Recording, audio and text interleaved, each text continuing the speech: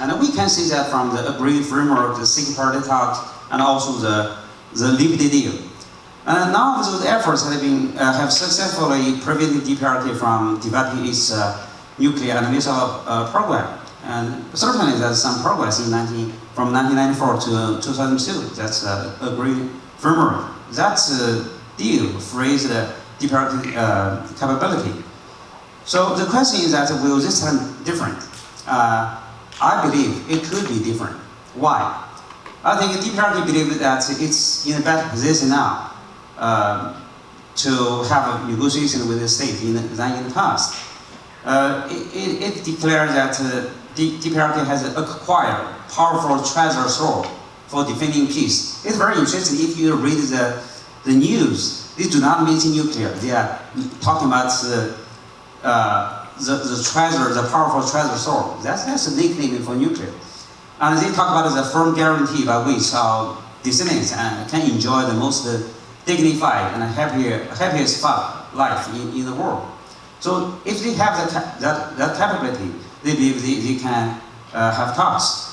And when Kim Jong-un visited Beijing, he talked about that it's our consistent stand to be committed to denuclearization of the peninsula in accordance with the will of late President Kim Il-sung and late General Secretary Kim Jong-il.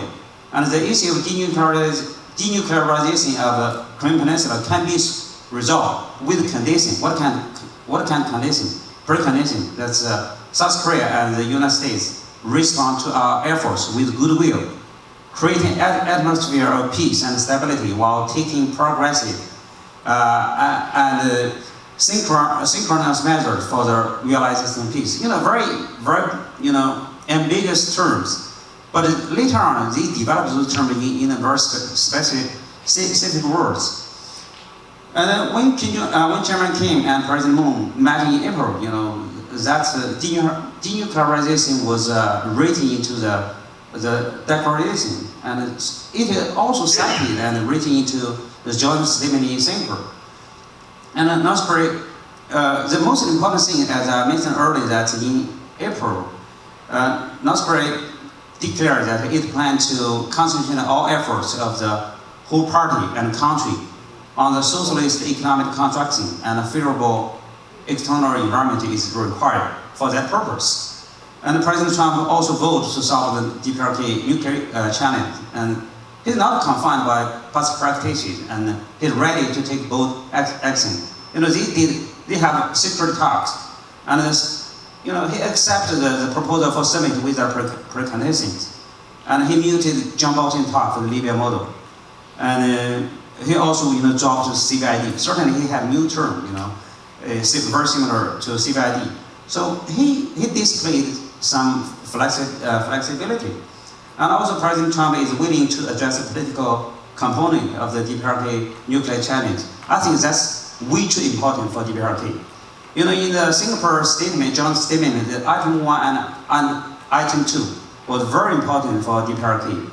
It talked about to establish a new U.S.-DPRK relationship in accordance with the desire of the people of the two countries for peace and prosperity, and also to build a lasting and stable peace regime on the Korean Peninsula. It's very interesting. One day before Kim Jong-un's visit to Singapore, the very similar terms appear in KCNA, Korean Central News Agency. So literally, that was copied from the news from KCNA. So it's very important for DPRK. But we should be very careful to keep them on hook. I think that so far both sides have made some loose, unilateral, and vague commitment.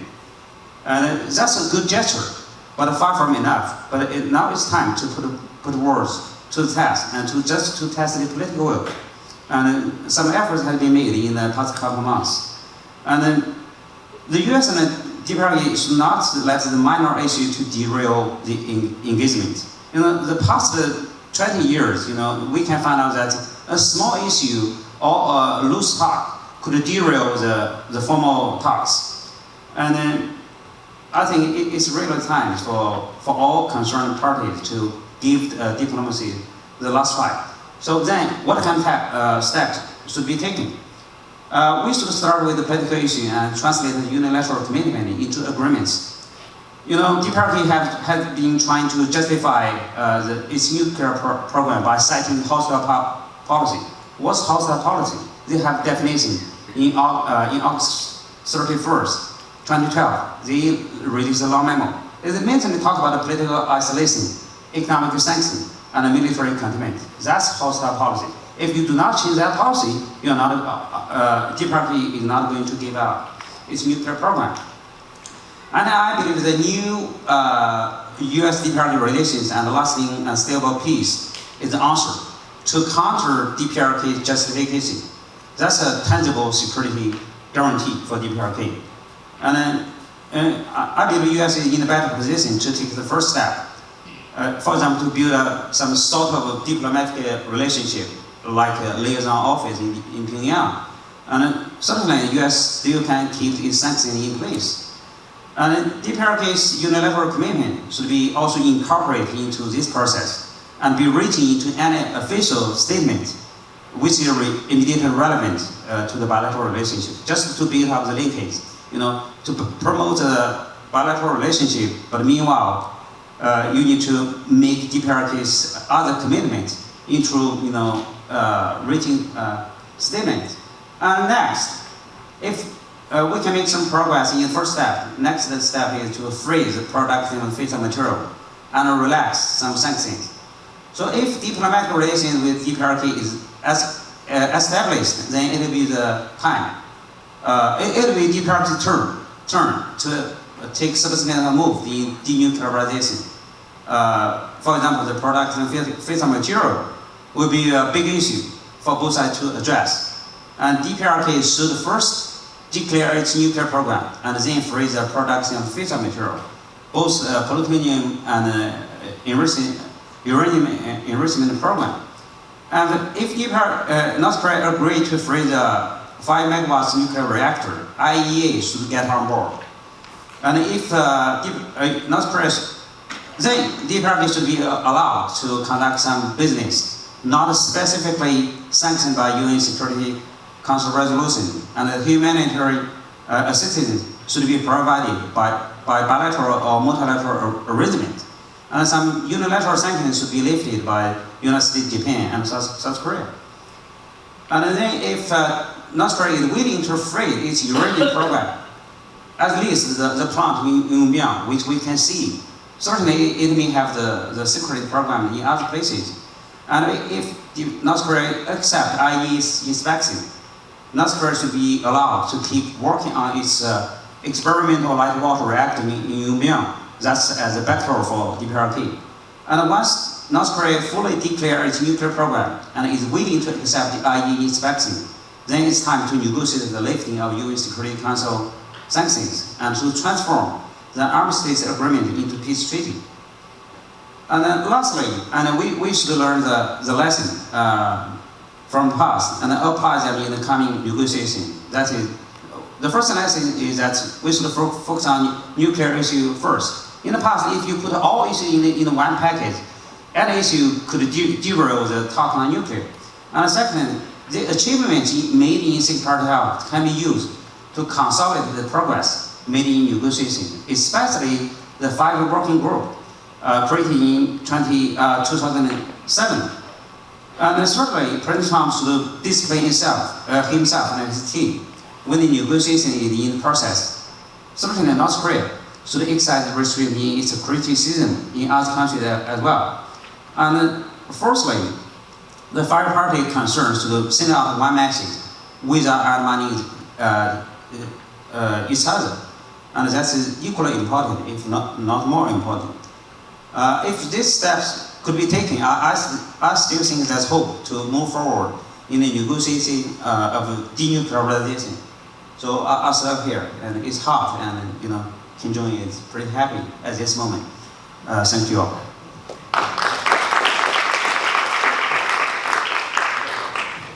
Thank you, and I'd like to thank Dr. Jishe, and so he talked about grab the last opportunity and keep them on hook and step to be taken.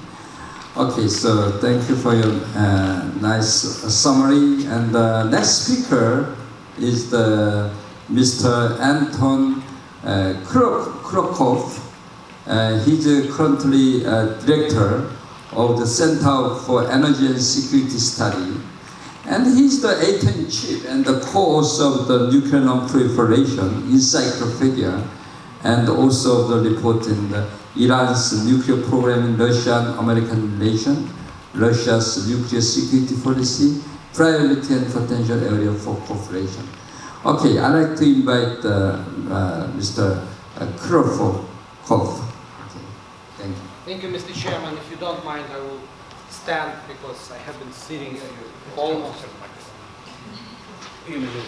I have been sitting for more than 5 hours, so I would like to stand for the next 15 minutes. First, as some of you may know, our center has a track to dialogue with North Koreans for almost 10 years. During the last 7 years, I visited Pyongyang 7 times, so I think it gives us some understanding what is going on inside the country. And I should mention that the reality on the ground is quite different from how North Korea is being portrayed in the media or by some experts. For example, during the last few years, there was a perception that